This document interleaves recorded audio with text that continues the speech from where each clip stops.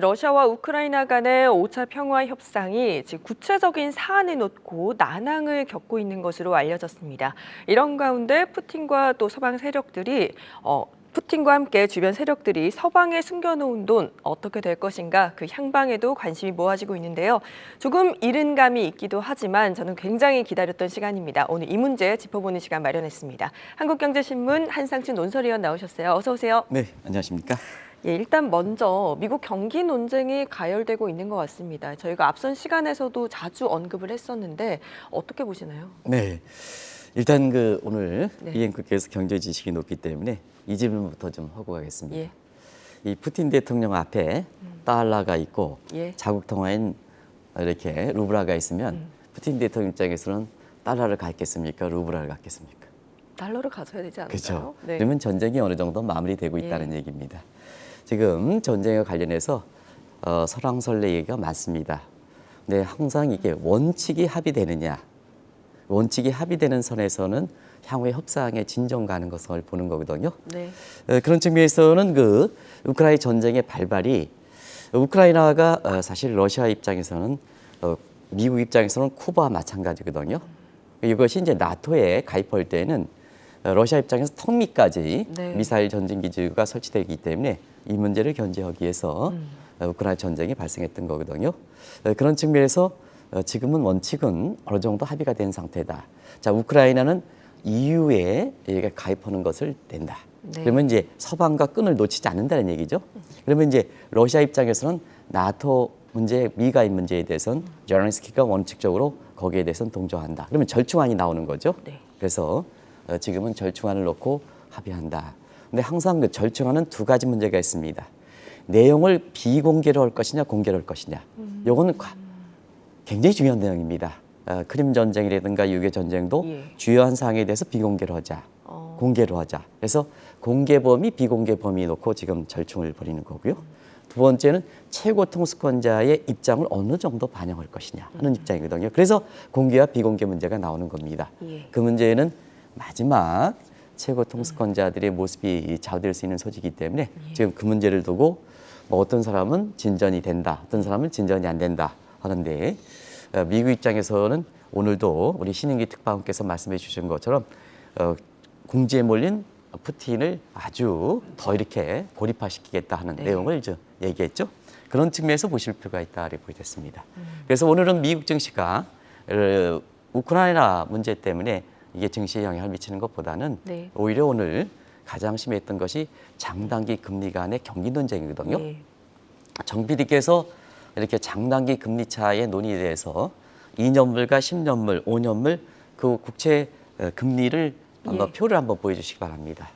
오늘 한번 보면 내릴 때는 정책 의지가 반영하는 2년물의 하락폭이 그다음에 경기 문제를 반영하는 10년물보다 하락폭이 예. 적습니다. 그래서 장단기 금리 간의 역전 현상이 이렇게 격차가 더 축소되는 겁니다. 예. 올라갈 때는 단기 금리가 더 많이 올라가고 장기 금리가 덜 올라갑니다. 그래서 네. 장단기 역전. 오늘 한번 보겠습니다. 자, 2년물 같은 경우에는 오늘 1.32% 내렸습니다.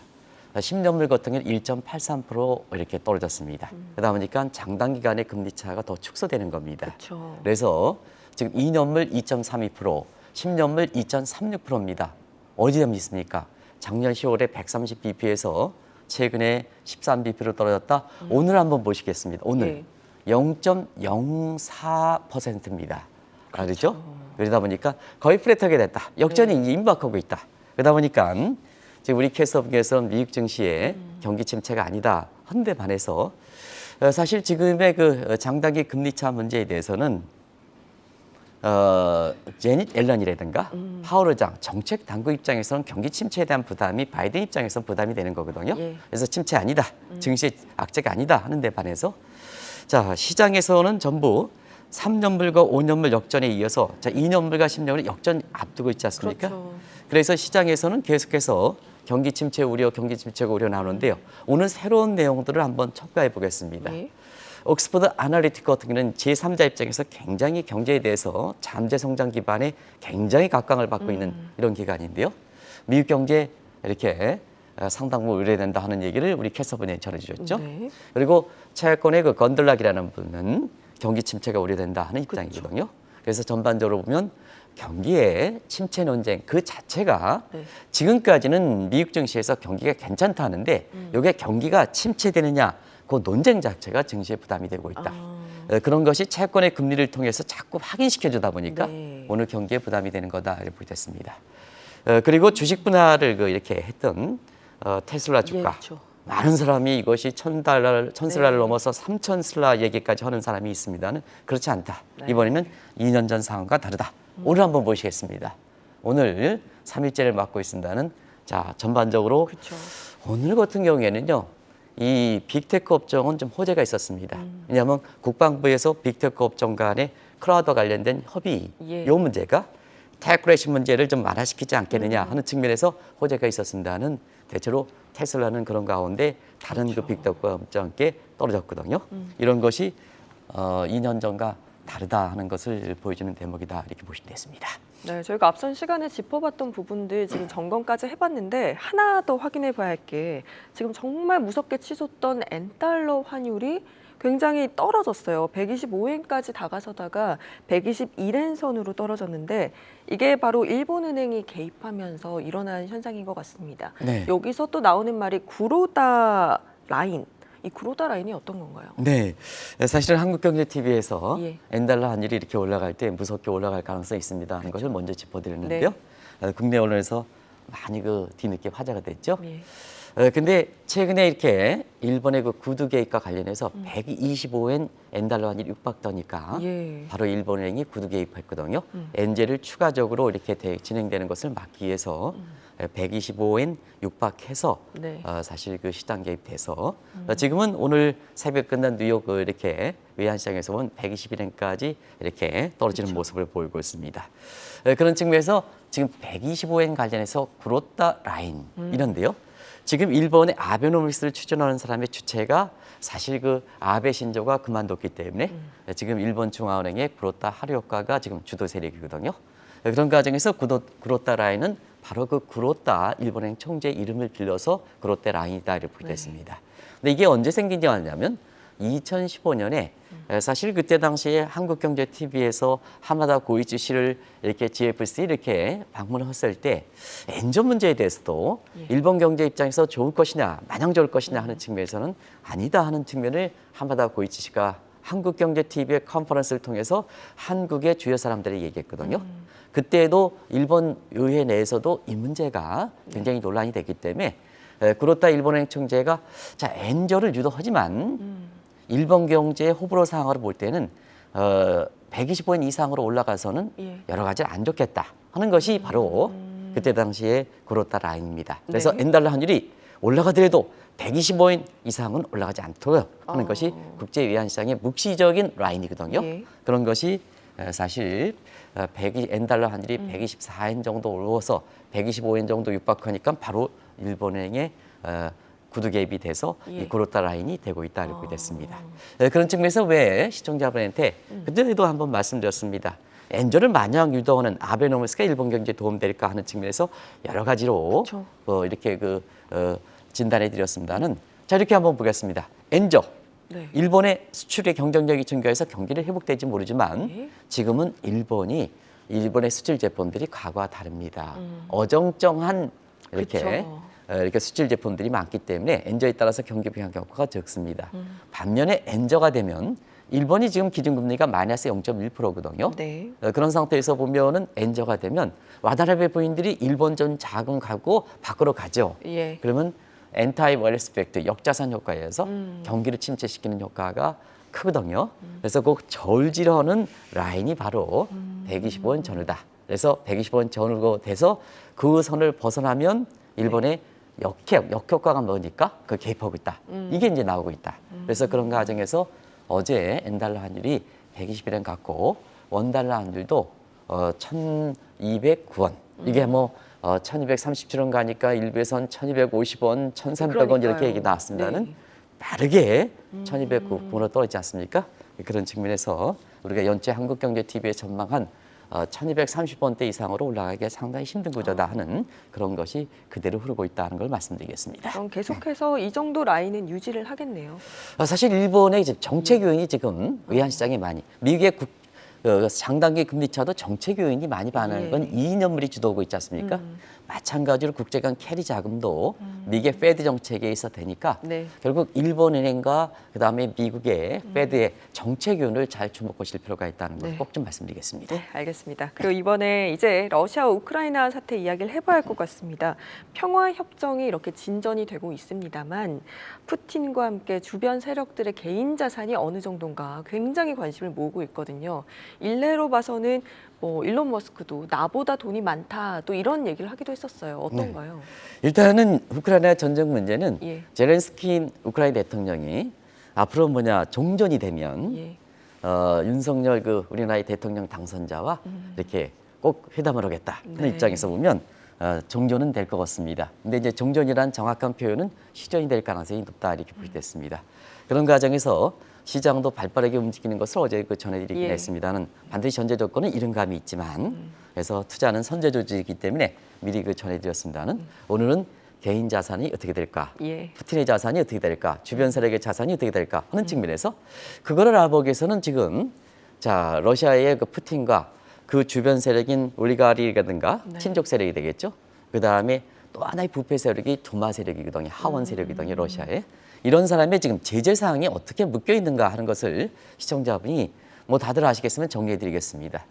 일단은 러시아의 국가든 개인의 제재는 세 가지 각도에서 이루어졌습니다. 미국의 단독 제재, 그다음에 유엔 제재, 그리고 네. 바세너르 제재, 요거 이상 제재가 돼 있는 상태다 이렇게 보여졌습니다. 굉장히 촘촘히 되죠. 그리고 자 국가의 제재뿐만 아니라 지금 푸틴 올리가라이, 요건 이제 푸틴에 대해서 돈 주고 네. 국영권의 관할권 따가지고 굉장히 자기의 세력을 부풀리는 사람들입니다. 친족 세력이라고 그러죠. 그리고 또 하나의 부패 세력이 러시아의 하원 세력입니다. 이게 두마라 그러죠. 이런 것도 전부 개인 제재에 포함되어 있다고 보여졌습니다. 네. 그리고 제재뿐만 아니라 거래도 막아야 되거든요. 그쵸. 그래서 거래도 막기 때문에 시청자 여러분 다 아시겠습니다만 이 거래도 스위프트 배제, 달러만 결정파제, 네. 불법 저금에서 비트코인 거래 배제, 그다음에 각종 불법 자금과 관련돼서는 사실 이렇게 원유 밀수출이라든가 이런 측면에서 지금 배제된 상태거든요. 네. 또 한 가지는 포트폴리오 자금 측면에서 아시겠습니다는 국가 신용등급 정크펀드, 글로벌 벤치마크 전부 지수 산정 자체에서 배제를 시키고 있습니다. 네. 요건 이제 푸틴과 우크라이나와 러시아 간의 전쟁이 끝난다 하더라도 배제시켰으니까 다시 그렇죠. 정상으로 오기에는 시간이 많이 걸린다 안 걸린다? 걸린다는 얘기다 네. 그죠? 이런 것을 좀 보시면 되겠습니다. 그리고 이제 자 이렇게 제재했으면 밀수출 통해서 이렇게 그쵸. 돈을 쓰게 되거든요. 예. 그래서 원유 금수 조치에서 합법적인 금수 조치에 이어서 원유의 밀수출까지 이렇게 되고 네. 이렇게 거기 부분에서 거래했기 때문에 지금 자 있는 돈도 막아놓은 상태고 거래도 못하게 해놓고 그다음에 불법으로 통해서 새롭게 움틀 수 있는 자금 자체도 지금 제재한 상태다. 굉장히 그래서 러시아 우크라이나 간에 러시아가 자꾸 이렇게 어려운 상황이 처해 있는 것도 바로 그런 측면이다 이렇게 보겠습니다. 그럼 정말 촘촘하게 제재를 가하고 있는데 이런 가운데 푸틴과 이제 주변 세력들의 개인 자산이 어디서 관리가 되고 있고 어디에 숨겨놨나 이것도 궁금하거든요. 네, 제재가 풀리면 예. 어디에 관리하는 곳을 아셔야 되지 않습니까? 네. 이게 이제 합법적으로 불합법적, 이거 이제 자금의 성격도 이제 보여야 되고요. 그런 측면에서 놀라지 마시기 바랍니다. 이 대부분 다 냄새나는 자금들은 그 네. 관리해주면 수수료가 높습니다. 그러다 보니까 서방은행들도 이렇게 이 자금에 대해서 소위 VIP 대상 관리, PB 관리, 요거 이렇게 만약에 이간한 것께서 네. 내 실적을 해서 높은 연봉을 받는다 하면 푸틴의 저 자금 불법 자금인지 알지만 수수료가 상당히 높아서 당신의 연봉에 높게 되거든요. 요거 이 불법 자금인데 내가 관리하지 않을까? 이 유혹이 벗어나기 어렵습니다. 네. 그래서 서방의 그 대형 은행들도 시청자 여러분 아시겠습니다만 스위스에서 관련다, 은행이 관련다 하지만 그렇진 않습니다. 네. 대부분 서방은행도 글로벌 금융은행도 이 아주 전담적인 PB, 아주 기밀 사항을 간주하고 있는 전담 PB를 해서 예. 수수료를 많기 때문에 요거 관리해 준다 이렇게 보여졌습니다. 대부분 그렇습니다.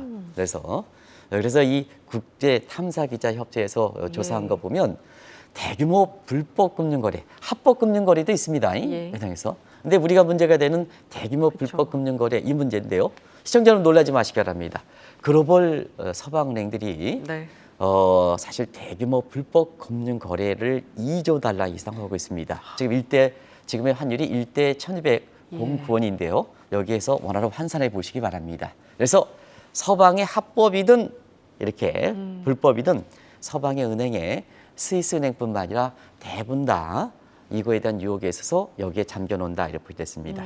또 한 가지는 뭐 시청자 여러분 아시겠습니다만 조세피 지역에 검은 돈으로 세탁하거나 검은 돈으로 가려는 거죠. 그래서 대부분 다 푸틴이라든가 주변 세력, 여기 이제 올리가르이라든가 앞서 말씀드린 것 같이 러시아의 하와투마는 요 조세피 지역에 검은 돈으로 숨겨낸다. 그래서 검은 돈의 향방은 시청자분의 양해를 구하겠습니다. 정확한 규모가 드러나는 것이 그 자체가 잘못된 겁니다. 예, 그래서 지금 상태에서 추정은 이 앵커께서 지금 말씀하신 대로 일론 머스크보다 좀 더 많지 않느냐 해서 일론 머스크가 작년에 테슬라의 주가가 1,200달러 했을 때 본인 자산이 200조 정도 해서 세계 제일의 보다 이렇게 얘기하고 있지만 사실은 푸틴의 개인 자산은 이거보다 더 많다 해서 240조 정도 된다 하는 측면에서 이것이 사실 종전이 되고 시전이 되면 어떻게 될 것인가 하는 것을 지금부터 한번 보시면 좋지 않냐 생각합니다. 네, 방금 위원님께서 검은 돈은 조세 회피 지역에 숨겨놓는다 하셨는데 이 조세 회피 지역이란 게 어떤 건가요? 네, 앞으로 이제 많이 나올 겁니다. 예. 이 문제 관련해서. 그러니까 종전이나 휴전되면 뒷정리가 해야 되거든요. 그렇죠. 그대로 끝나는 게 아닙니다. 그런 측면에서 개인 재산과 올리가라이라든가 두마 세력의 이 검은 돈과 관련돼서 조세피 지역이 오랜만에 네. 많이 얘기될 거다 이렇게 보겠습니다. 그러면 이제 조세피 지역은 대체 조세피 지역에 들어가는 자금들이 어떤 자금이냐 하면 3대 조세피 지역이 자금들이 네. 3대 원이 있습니다. 그게 마약 자금, 매춘 자금, 리베이트 자금. 요 리베이트 자금이 문제가 되는 겁니다. 예. 그리고 조세피 지역의 이름이 뭐 텍스 이베이전 하면 국세청에 바로 그게 조사가 나오기 때문에 아주 재밌게 하죠. 텍스 리조트 에리어. 얼마나 좋습니까? 근데 자막이 왜 안 나옵니까? 그다음에 텍스 네. 헤이븐 지역. 그래서 아주 천국 지역, 예. 텍스 패러다이스 지역 이렇게 나오는 거죠. 이렇게 해서 아주 국제적으로 그렇습니다. 그리고 이제 국제 3대 조세피 지역은 네. 과거에는 어떠냐? 케이만군도, 말레이시아 북동부, 아일랜드 지역에 있습니다.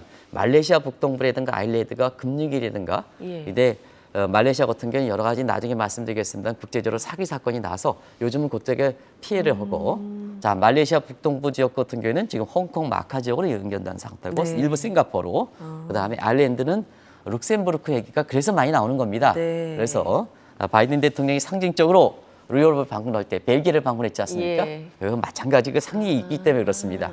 그래서 벨기에 지역으로 간다 이렇게 됐습니다. 한 가지 말씀드리면 조세피 지역은 지금까지 말씀드렸던 오프라인인데 자 푸틴이라든가 그다음에 주변 세력은 온라인을 통해서 조세피 지역을 하겠습니까 안 하겠습니까? 안 하는 거죠. 아니요. 안 하죠. 왜냐하면 걸릴까 봐. 해킹이라든가 뭔가 네. 해서 쉽게 걸린다는 얘기입니다. 그래서 서방의 이렇게 좀 냄새난 자금은 온라인상, 사이버상으로 이렇게 옮겨주는 치사가 있었습니다는 자, 푸틴과 김정은과 시진핑은 예. 사실 해킹에 대해서 그렇게 많이 한다 하더라도 정작 본인은 당신의 자금은 거기에 남겨놓지 않는다. 그럼 한국은 어떠냐? 한국은 놀라지 마시기 바랍니다. 예. 한 3년 전인가 문재인 정부 들어서 EU가 조세 회피 지역을 밝혔는데 17기 지역인데 한국도 큰 지역에 들어가 있습니다. 아주 깜짝 놀란 사실이었었죠. 그때도 예. 한국경제TV를 통해서 발빠르게 전해드렸는데요. 지금 시기적으로 민감하니까 이 내용은 빼도록 하겠습니다. 예.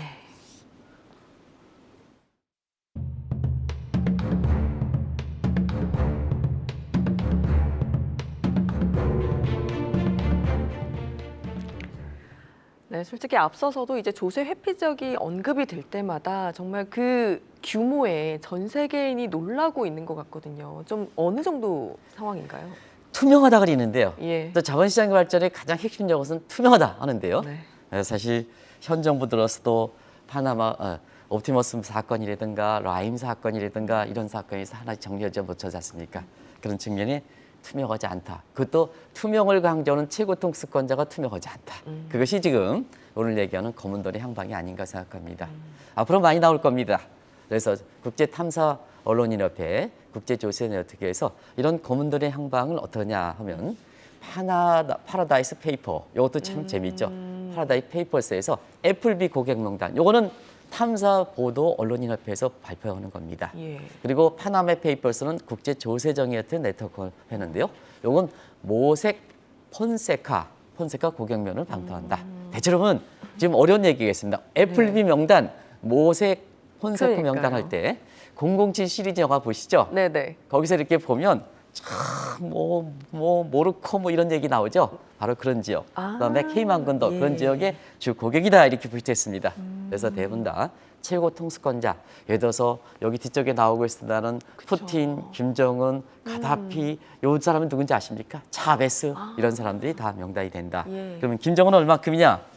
한 1년 운영 경비 50억 달러 정도로 보고 있습니다. 그럼 한국은 얼마큼이냐? 한국도 지난 10년 동안 제가 고소득자라고 얘기하겠습니다. 네. 여기에는 우리 정치와 관련돼 있는 사람도 있다. 그런 걸 말씀드리는데요. 약 10조, 탄로소득이 한 10조 정도 된다는 것을 말씀을 드리겠습니다. 지금 우크라이나 러시아와 평화 협상이 어쨌든 잘 진전이 돼서 휴전이 된다면 그럼 푸틴의 개인 자산은 어떻게 되나요? 제재 풀려있죠. 예. 풀려있죠. 제재했으니까 풀려있죠. 종전이가 휴전되니까. 네. 그럼 어떻게 풀리느냐 하면 국가를 먼저 한다. 왜냐하면 전쟁을 치른 것은 푸틴이니까 제일 마지막까지 옥을 재야 되지 않습니까? 그래서 시청자분 아시겠지만 국가부터 풀려야 되는데 그래야지 전 세계가 다시 이렇게 정전에 따라서 이렇게 정상 시스템이 되는 겁니다. 근데 전범에 해당되는 이번에 그 푸틴을 전범이라 했지 않습니까? 그쵸. 그 전범 당사자고 세계적으로 보면 얼만큼 많은 그 피해를 미쳤습니까? 전범이라든가 전범의 푸틴이라든가 올리가라리든가 그 주변 세력들은 그쵸. 마지막까지 잡는다. 근데 이제 이 마지막을 잡는데 풀리는 건 누가 할 것이냐 하는 측면에서는 미국의 바이든 대통령의 역할이 크다 이렇게 보겠습니다. 아무래도 미국 같은 경우에는 지금 이렇게 제재를 주도했던 것이 미국 그것도 바이든 그렇죠. 대통령 아니겠습니까? 제재를 풀리는 것도 지금의 앞서 말씀같이 미국의 단독제도 마찬가지지만은 유엔이라든가 그다음 바세네처럼 미국이 주도하고 있거든요. 그래서 미국에 의해서 푸틴의 운명이 좌우된다. 그래서 오늘 국방부에서 발표한 게 푸틴의 고립화를 더 한다. 옥을 잰다는 얘기죠. 그래서 제재는 마지막 풀릴 거로 이렇게 보이는데요. 결국 바이든 대통령의 이번을 통해서 지지도가 더 올라간 중간 선거라든가 뭔가 이 지도 이런 걸 종합적으로 해서 풀지 않겠느냐. 그래서 시청자 여러분 가장 늦게 푸틴이 풀린다. 이렇게 네. 보시면 되겠습니다. 그런데 이제 평화 협정이 체결되고 이 제재가 풀리더라도 푸틴이나 주변 세력들이 개인 비자금 찾기는 상당히 어려울 것 같은데 과거의 사례가 있을까요? 네, 최근에 이렇게 우크라이나라든가 러시아 전쟁이 지적적으로 전쟁이 한 게 아주 드문 케이스입니다. 그래서 최근의 사건을 보면 그거 가장 한 게 통수권자가 개진된 불법 자금 사기 사건과 관련돼서 말레이시아 스캔들을 보겠습니다. 가장 그러면 이제 시청자 여러분이 감을 잡을 수 있지 않느냐. 왜냐 전쟁 사례가 그렇게 지금까지 없었으니까. 그런 측면에서 요 시대의 국제 사기 사건 아마 한국경제TV를 통해서도 이렇게 상세히 예. 이렇게 얘기한 적이 있습니다. 아마 2019년까지 이렇게 됐으니까 그때 한번 보겠습니다. 국영 석유를 담보했거든요. 네. 그러면 이제 러시아도 지금 이렇게 에너지 패권에서 국영 석유 금수 조치 이렇게 되지 않습니까? 예. 그걸 담보를 한 담보체입니다. 그 누가 게재했느냐? 그때 당시에 말레이시아 최고 통수권자가 나잡 총리였거든요. 여기에 게재했습니다. 그러면 이행국께서 내가 저거 투자하느냐? 그것도 석유를 담보로 했다. 그 다음에 최고 통수권자인 나잡이 뒷받침한다. 그 투자하죠. 또 이제 재미난 게 주간사가 네. 골드만삭스겠습니다. 그리고 그러면 다시 비춰주시기 바랍니다. 네. 그 메커니즘 나중에 제가 빨리빨리 처리하도록 하겠습니다. 그래서 뒤쪽에 자막을 보겠습니다. 감사 딜로이트가 있거든요. 예. 이것도 세계적으로 유명한 겁니다. 그리고 이제 앞에서 이게 빵빠레 치는 사람이 있습니다. 예. 이게 이제 이게 뭐죠? 선정꾼이죠, 이거. 유혹하는 사람. 네네네. 디카프리오가 있습니다. 그리고 유명한 미란다카가 있습니다. 네. 요게 국제 로비스에서 최고 우리나라의 린다 킹과 같은 린제이 로한이 했습니다. 네. 여기에 국제 호텔 상속인 페리스 힐튼이 초기에 자금 넣었거든요. 그러다 보니까 이가은 앵커께서는 사실 저기에 됐다면 안 넣을 사람이 없거든요. 그렇죠. 혹하죠. 다. 그죠? 근데 사기 사건으로 들어왔습니다. 근데 사기 사건인데 나잡 총리의 자금이 어떻게 되냐? 불법 자금이니까 네. 전부 후임 마하트라 총리에서 전부 적백 청산해서 하나도 못 가졌습니다. 네. 그리고 여기에 투자했던 한국금융사도 10억 달러 투자한 걸로 나오고 있는데요. 네. 지금 대부분 대선 삼각철에서 받지를 못한 상태거든요. 그러면 불법 자금 문제에 푸틴의 자금이 어떻게 될까? 아마 감을 잡을 수 있지 않냐 생각합니다. 그러면 모든 제재가 풀린다 해도 푸틴이 되돌려 받을 수는 있을까요? 사실은 그건 파리 클럽, 런던 클럽 얘기해서 그것을 해고요. 3자 조정인데요. 그러면 이제 후손 세대에 의해서 푸틴의 후손 세대에 의해서 내 아버지 자금을 이렇게 했는데 당신네들 네. 어떻게 할 것이냐. 상속 문제인데요. 대부분 다 상속을 하지 못하고 있습니다. 아. 그래서 나머지 지금의 푸틴 자금이 이렇게 정리가 되지 않으면 그 자금은 대부분 다 국제적으로 기호 자금, 이렇게 국제 공공선을 위해서 자금 처리가 된다 하는 걸 말씀드리겠습니다. 네. 보고자 했습니다. 시간이 많이 돼서 여기까지 정리해드리겠습니다. 하고 싶은 얘기가 많은데요. 그러니까요. 정리해드리겠습니다. 네, 오늘 이렇게 러시아 우크라이나의 평화협정이 체결될 경우 앞으로 또 푸틴이나 주변 세력들 자금 어떻게 될 것인가 그 향방에 대해서 이야기를 나눠봤습니다. 한국경제신문 한상춘 논설위원이셨습니다. 고맙습니다. 네, 고맙습니다.